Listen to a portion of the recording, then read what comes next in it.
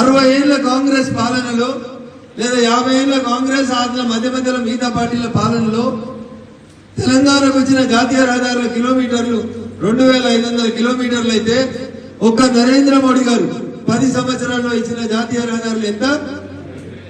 ఇంకో 2500 కిలోమీటర్లు ఎక్స్ట్రా ఇచ్చింది. 60 ఏళ్లలో ఎంత అభివృద్ధి జరిగిందో 10 ఏళ్లలో అంత అభివృద్ధిని సాధ్యం చేసి చూపెట్టినటువంటి గొప్ప నాయకుడు నరేంద్ర మోడీ గారు. అవునా కాదా? మొన్నటి దాకున్న బీఆర్ఎస్ ఇప్పుడున్న కాంగ్రెస్ ఏమంటున్నాయి? మా పార్టీలకు వస్తే పైసలు ఇస్తాం, ఎమ్మెల్యే కండువా మార్చుకుంటే పైసలు ఇస్తాం. వాళ్ళు కాంగ్రెస్ నుండి ఇవ్వమని మొన్నటిదాకా వాళ్ళు చెప్పారు, బీజేపీ నుండి పైసలు ఇవ్వమని వాళ్ళు చెప్పారు. ఇప్పుడు ఆ రేవంత్ రెడ్డి చెప్తున్నాం మేము గేట్లు తీస్తున్నాం అంటున్నాడు. మనం చెప్పాలి రేపు కాంగ్రెస్ వాళ్ళకి, రేవంత్ రెడ్డి గేట్లు తీస్తే అడిదికెళ్ళి ఇడిదికి ఎవడొస్తాడో లేడో కానీ ఈ 64 ఎంతమంది అవతలకు పోతారో జాగ్రత్త పడు రేవంత్ రెడ్డి అని చెప్పాలి. అలా గేటు తీస్తే ఒకటే దిక్కు ఉంటుంది, వన్వే ఉంటుందా? ఉన్నది కదా. గంట క్రితం మీరు అంత ఇంట్లో వచ్చారు, ఓ గంట తర్వాత ఇంటికి అడిగిపోతారా పోరా? మరి రేవంత్ రెడ్డి నేను గేట్లు తీస్తున్నా అంటే కొందరు అటు వస్తుండొచ్చు, కొందరు ఇటు పోతుండొచ్చు. ఉదాహరణ చెప్తా మీకు. దానం నాగేంద్ర అని ఒక ఆయన ఉంటుండే పాపం, మంచిగా ఉంటాడు, బంత వస్తే 100-150 కిలోలు ఉంటాడు గుండ్రగా. మనమంతా జై తెలంగాణ అని కొట్లాడినప్పుడు 2014 కంటే ముందు అటు కాంగ్రెస్ పార్టీ అధికారంలో ఉండేది. దానం నాగేందర్ అంటే నల్లద్దాలు పెట్టుకొని కట్టెలు పెట్టుకొని ఎవడైనా జై తెలంగాణ అంటే కొడతాను రోడ్ల మీదకి వచ్చింది.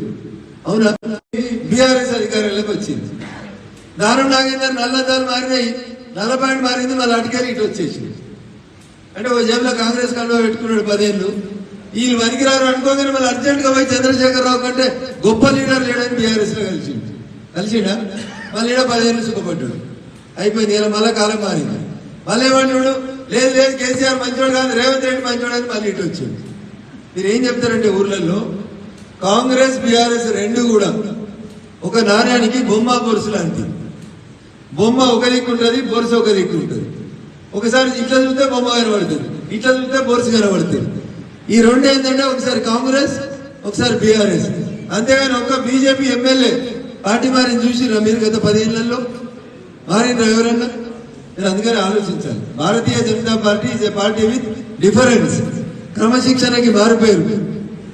అన్నం పెట్టినా పెట్టకుండా మనం మీటింగ్ వస్తాం, కార్యకర్తలు అందరం సమావేశం అవుతాం, పార్టీ చెప్పిన పని చేస్తాం.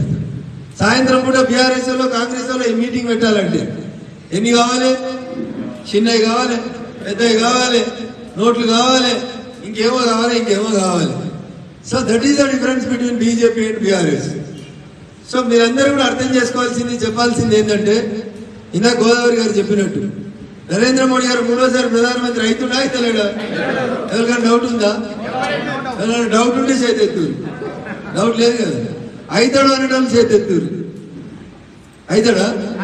బరాబర్ అవుతాడా? ఎన్ని సీట్లు వస్తాయి? 400 వస్తాయి. మనం 400 మెదక్ ఉండాలా ఉండొద్దా? మన ఇంట్లో మనోడు ఉండాలా? ఎప్పటికీ పక్కింటోనే చూద్దాం. అప్పుడేనా 10 ఏళ్ళ కూడా పక్కింటోని చూసిరు కదా. ఏం చేసిండే? ఏమైనా వేసిండా? ఏమైనా మెదకు లాభం వచ్చిందా? నెత్తి మీద రూపాయి పెడితే పావులకు అమ్ముడు వాడు. ఆయన బస్సులు కొనుక్కున్నాడు, కంపెనీలు కొనుక్కున్నాడు, 10 బస్సులు ఉంటే 100 బస్సులు చేసుకున్నాడు. ఎవరి బినామీ ఉన్నాడో ఆయనకే తెలియదు, ఎన్ని పైసలు ఉంటాయో ఆయనకే తెలియదు. ఆయన కూడా రఘునందన్ గురించి మాట్లాడుతాడు. నేను 3 సంవత్సరాలు ఎమ్మెల్యే ఉంటే 900 రోజులలో 850 రోజులు నేను దుబ్బాకల్నే ఉన్నాను. ఇవాళకి ఆయన ఎమ్మెల్యే 120 రోజులైతే 10 రోజులు దుబ్బాకలు లేడు. వాడు కూడా నా గురించి మాట్లాడతాడే? దయ్యాలు వేదాలు వాళ్ళు ఇచ్చినట్టు ఉండేది.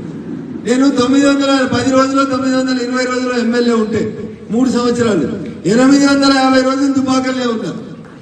120 రోజులైంది ఇవ్వాలంటే వాడు గెలిచి దుబ్బాక ఎమ్మెల్యే 10 సార్లు రాలేదు దుబ్బాకకి. వాడు కూడా ఇందాక సంగారెడ్డి ఏదో మాట్లాడుతుండంట. నీలాగా నేనే వ్యాపారం చేసుకోలేదు. 2001 నుంచి ఇవ్వాలటి దాకా నేను ఎప్పుడు పనిచేసినా జనం కోసమే కష్టపడ్డా. జై తెలంగాణ అన్నా జై తెలంగాణ ప్రజల కోసమే కష్టపడ్డా. జై హింద్ జై భారత్ అన్నా నరేంద్ర మోడీ గారి కోసమే కష్టపడ్డా తప్ప 10 బస్సులు 20 బస్సులు 100 బస్సులు పయించుకోలేదు. రఘునందన్ ఏడా కొట్లాడినా గరీబోన్ కోసం కొట్లాడిండు, పేద ప్రజల గొంతుగా నిలబడ్డాడు. అసెంబ్లీకి పోయి మాట్లాడితే కూడా అంగన్వాడీ టీచర్లకు జీతం రాకపోతే మాట్లాడినా, ఆశా వర్కర్లకు కష్టం ఉంటే మాట్లాడినా, జర్నలిస్ట్ మిత్రులకి డబుల్ బెడ్రూమ్లు ఎందుకు ఇవ్వలేదు కేసీఆర్ అని అడిగినా, తెలంగాణని తెలంగాణ ప్రజల బతుకుల్ని ఎందుకు మారుస్తారేమని అడిగినా తెలంగాణపురమైన తెల్లాపూర్ పేరుని 10 ఏళ్ల కూడా ఎందుకు మారుస్తారేమో కేసీఆర్ అని అడిగినా ఆఖరికి ఇస్మాయిల్ ఖాన్పేట్ పేరుని ఈశ్వరాపురం అని మార్చాలని చెప్పి అసెంబ్లీలో మాట్లాడిన ఒకే ఒక ఎమ్మెల్యే మీ ఎమ్మెల్యే రఘునందన్. ఏం చేసిండు ప్రభాకర్ రెడ్డి? పందిలక తిన్నాడు, పడుకున్నాడు. దానికి ఆయనకి ఏం తేడా ఉంది? ఎన్నడైనా మెదక్ అనే పేరు మీద ఒక్కరోజు పార్లమెంట్ లో మాట్లాడితే చెప్పుర్రి, నేను ఇంత 100 సీడీలు ఇస్తా, నేను అసెంబ్లీలో మాట్లాడి. అరే వారికి నేను మొట్టమొదటిసారి అసెంబ్లీకి పోయిన రోజే చంద్రశేఖరరావు అనేటని నిలబెట్టి ఒక మాట అడిగిన. చంద్రశేఖరరావు గారు, మేమంతా జై తెలంగాణ అన్న రోజు తెలంగాణ ఉద్యమం చేసినప్పుడు జయ జయ హే తెలంగాణ జనని జయ కేతనం ఈ రాష్ట్ర గీతం అని చెప్పినావు. ఇవాళ దాకా అసెంబ్లీలో ఆ గీతాన్ని ఎందుకు వాడిపిస్తున్నావు సార్ అని అడిగితే లేచి నిలబడి సిగ్గుతో తల వంచుకొని సమాధానం చెప్పిండు కేసీఆర్. ఏం చెప్పిండు? అది ఇంకా రాష్ట్ర గీతం కాలే, అయితే మాట్లాడుకుందాము అన్నాడు. అన్నాడా లేదా? మీకు డౌట్ ఉంటే వీడియో పంపిస్తా. రఘునందన్ ఎమ్మెల్యేగా గెలిచి 2020లో డిమాండ్ చేస్తే 2023లో గెలిచిన రేవంత్ రెడ్డి ఏసీ తెలంగాణ ప్రజల గొంతు, ఈ తెలంగాణ ప్రజల పాట, దీన్ని మేము తెలంగాణ రాష్ట్ర గీతంగా చేస్తామని చెప్పిండా చెప్పలేదా? ఇది రఘునందన్ ముందు చూపు. ఒక ఎమ్మెల్యేగా నేను గెలిపించి మా దుబ్బాకోలు పంపిస్తేనే తెలంగాణ ప్రజల గుండె చప్పుడుగా నిలబడ్డా.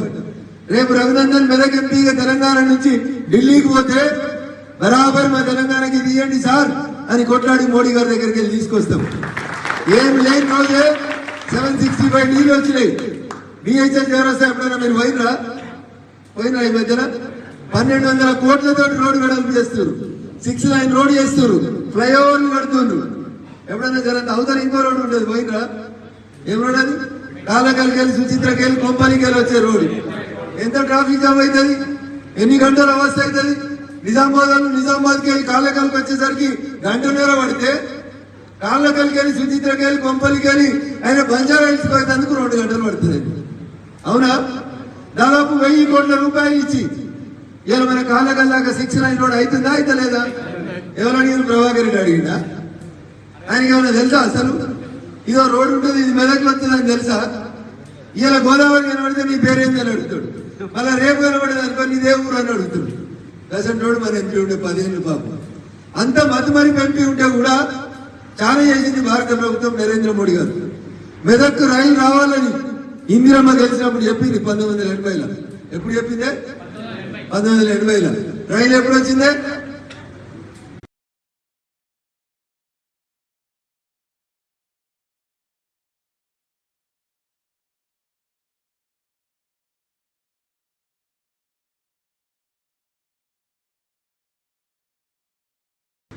బీజేపీ లేడు, నరేంద్ర మోడీ గారు మెదక్కి రైలు ఇచ్చిందా ఇవ్వలేదా?